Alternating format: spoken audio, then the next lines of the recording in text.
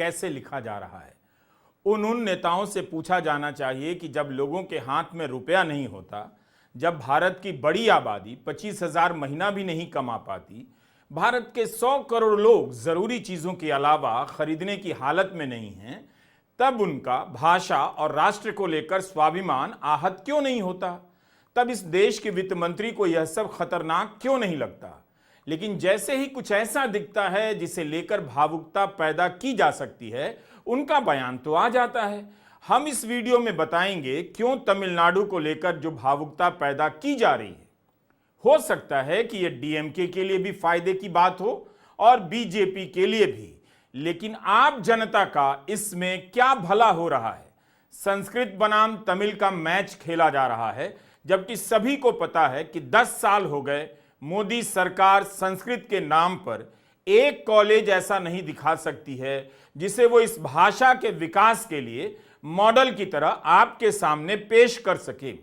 अगर ऐसा कोई कॉलेज होता या यूनिवर्सिटी होती तो आज संस्कृत यूनिवर्सिटी की मिसालें दी जा रही होती और यूनिवर्सिटी की रैंकिंग में उसका कोई स्थान या मकाम नजर आता।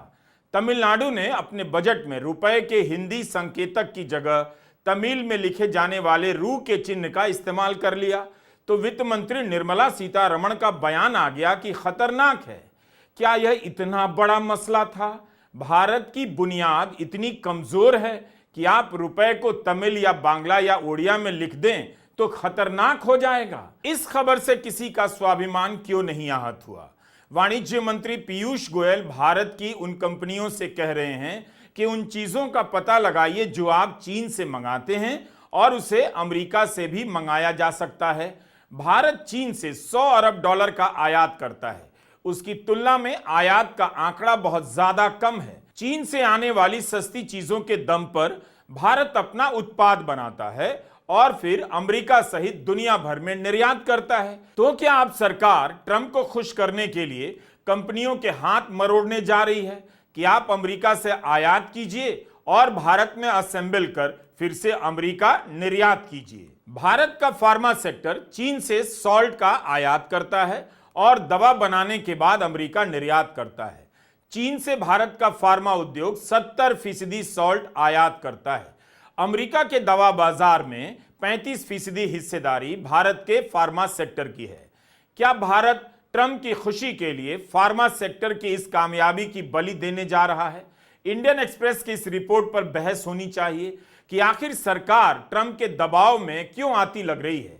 क्या यह देश अमेरिका में अदानी पर चल रहे मुकदमे की कीमत चुका रहा है? अगर नहीं तो इतना डरा सहमा क्यों नजर आ रहा है? यह बड़ा मुद्दा है और सवाल है। सवाल यह नहीं कि तमिलनाडु ने रुपए को कैसे लिख दिया। चीन का मोबाइल ऐप बंद कर रहे थे लेकिन चीन से आयात बढ़ाते गए। कभी खुलकर नहीं बताया कि आपका आत्मनिर्भर भारत क्यों फेल कर गया।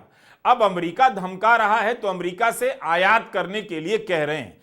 भारत की कंपनियों की यह हालत हो गई है कि उन्हें कहां से आयात करना है अब सरकार बताएगी। इस बजट में मोदी सरकार ने न्यूक्लियर डील की उपलब्धि को खत्म कर दिया। साल 2010 में कितनी बहस हुई। मनमोहन सिंह की सरकार ने कानून पास किया कि विदेशी कंपनी जो परमाणु उपकरण और कच्चा माल भारत भेजेगी उसकी खराबी की जवाबदेही उसकी होगी, उसे जुर्माना देना होगा। मोदी सरकार ने इस शर्त को हटाने की बात कर दी है। क्या इससे भारत का, बीजेपी का, आरएसएस का, गोदी मीडिया का स्वाभिमान आहत नहीं होता? फरवरी में ट्रंप से मिलने जाने से पहले ही मोदी सरकार ने ऐलान किया। बीजेपी ने कभी देश को नहीं बताया कि उसकी राय कैसे बदल गई। न्यूक्लियर डील के समय बीजेपी ने मनमोहन सिंह सरकार का साथ दिया कि अमेरिका की कंपनी जो सामान देगी उसके सही होने की जवाबदेही भी उसकी होगी। तब तो बीजेपी का तर्क था कि मनमोहन सिंह की सरकार विदेशी कंपनियों पर नकेल नहीं कस रही, जबकि हमारे सामने भोपाल गैस कांड का उदाहरण है। 2011 में जापान में आई सुनामी के बाद दुनिया भर में परमाणु सुरक्षा को लेकर बातें चलने लगी। उसी संदर्भ में संसद में भी बहस हुई और एनडीए ने मांग की कि नियम सख्त बनाए जाएं। उसके बाद 2012 में बिल में यह खंड जोड़ा गया और बाकी देशों के मुकाबले भारत में परमाणु सामग्री भेजने वाली कंपनियों पर अतिरिक्त जवाबदेही बनाई गई। 2015 में ओबामा के दौरे से पहले मोदी सरकार ने कहा था इस कानून में कोई बदलाव नहीं होगा, तो क्यों बदल दिया गया? 2015 में वही मोदी कह रहे हैं कानून नहीं बदलेंगे, 2025 में कानून बदल देते हैं और मोदी कुछ कहते भी नहीं। इन बातों से देश का स्वाभिमान आहत नहीं होता? किसी को पूछना चाहिए, लेकिन कहीं कोई बहस नहीं। देश के रेल मंत्री अश्विनी वैष्णव मस्क के स्टारलिंक के स्वागत में ट्वीट कर देते हैं और कुछ देर के बाद डिलीट कर देते हैं। स्वागत करने वाले पहले मंत्री वैष्णव थे और डिलीट करने वाले आखिरी मंत्री वैष्णव। बाकी मंत्री इस पर बोलने ही नहीं आए। उनकी भावनाएं क्या आहत होने के लिए इन दिनों तमिलनाडु की सैर पर गई हैं?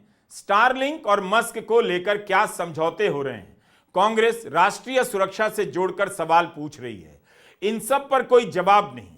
लगता नहीं कि देश में कोई मंत्री है, लेकिन जैसे ही तमिलनाडु ने तमिल में रुपए को लिखा, वित्त मंत्री बयान देने आ गई। क्या इसलिए कि इसमें भावुकता पैदा होगी, ध्यान भटकाने का एक और सुनहरा मौका हाथ लग जाएगा और थीम एंड थ्योरी पर लेकर लोग फेसबुक पर पोस्ट लिखने लग जाएंगे। निर्मला सीतारमण के बयान के जवाब में डीएमके नेताओं ने वित्त मंत्री निर्मला सीतारमण का पुराना ट्वीट निकाल दिया, जिसमें वे खुद भी तमिल में उस वर्ण का इस्तेमाल कर रही हैं जिसे डीएमके सरकार ने अपने बजट में किया है। फिर यह भी निकाल कर लाया गया कि ओडिशा की बीजेपी सरकार भी रुपए को हिंदी की जगह अपनी भाषा में लिख रही है। बात यह है कि रुपए के लिए एक संकेत चिन्ह है, जैसे डॉलर के लिए है, यूरो के लिए है। इसके बाद भी कोई पैसे के लिए अलग चिन्ह का चुनाव कर ही ले तो इसे लेकर भावुकता पैदा करने का क्या मतलब है? आप नजर घुमाइए या गर्दन घुमाइए या पूरा शरीर घुमा घुमा कर चारों दिशाओं में देखिए, जहां जहां भावुकता पैदा करने की गुंजाइश है, बीजेपी के नेता, मुख्यमंत्री और मोदी सरकार के मंत्री सक्रिय नजर आते हैं। लोगों की जेब में रुपए नहीं और इन्हें बात चुभ गई कि किसी ने रुपए को कैसे लिख दिया। तमिलनाडु में डीएमके की सरकार है, इसके पहले अन्ना द्रमुक की थी। बिहार में 2005 से नीतीश कुमार की सरकार है, जिसमें लंबे समय तक बीजेपी साझीदार रही है। मध्य प्रदेश का उदाहरण भी लेते हैं, यहां भी बीजेपी की सरकार 2003 से है। 2020 में एक साल के लिए कांग्रेस की सरकार बनी, मगर उसे गिराकर बीजेपी ने अपनी सरकार बना ली। यूपी में योगी आदित्यनाथ 2017 से मुख्यमंत्री हैं, लेकिन वे अपनी सरकार को डबल इंजन की सरकार कहते हैं। मतलब केंद्र में प्रधानमंत्री मोदी की सरकार को भी यूपी के खाते में शामिल करते हैं। आप खुद देख लीजिए कि तमिलनाडु की बराबरी तीनों राज्य कर सकते हैं क्या? डबल इंजन की सरकार तीनों राज्यों में है। इतने लंबे समय तक राजनीतिक स्थिरता के बाद भी इन राज्यों में तरक्की कितनी हुई, नौकरियां कितनी पैदा हुई, इसे लेकर ईमानदार बहस करने की जरूरत है। हमने नीति आयोग और अन्य स्रोतों से 2023-24 का आंकड़ा लिया। मुख्यमंत्री एमके स्टालिन ने ट्वीट किया है कि तमिलनाडु की प्रति व्यक्ति आय 2,78,000 रुपए है।